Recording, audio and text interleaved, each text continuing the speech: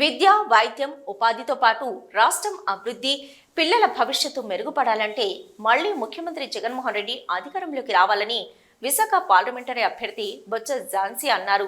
వాసుపల్లి గణేష్ కుమార్ ఎన్నికల ప్రచారంలో భాగంగా వార్డు అధ్యక్షుడు పీతల వాసు ఆధ్వర్యంలో 29వ వార్డు ప్రచారానికి బొత్స ఝాన్సీతో పాటు నగర మేయర్ గోలగాని హరి వెంకటకుమారి, పార్టీ జిల్లా అధ్యక్షుడు కోల గురువులు హాజరై ఇంటింటా ప్రచారం చేశారు.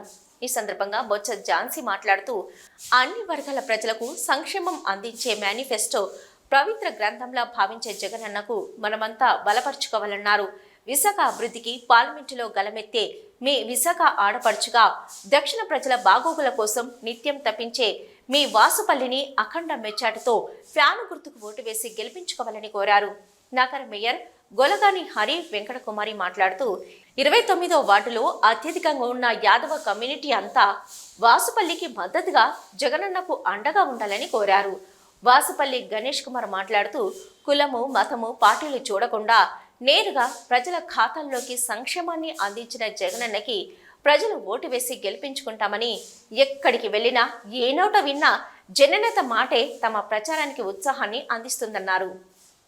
దక్షిణ నియోజకవర్గంలోని అందులో ముఖ్యంగా 29వ వార్డు. ఈ 29వ వార్డు ఎక్కువగా నివసించేది యాదవ కమ్యూనిటీస్.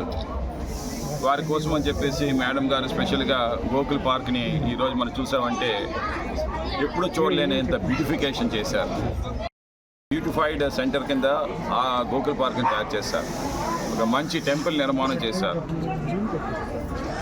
మా మేయర్ మేడం గారు, అలాగే పీతల వాసు గారు నేతృత్వంలోని. అంటే యాదవ సమాజానికి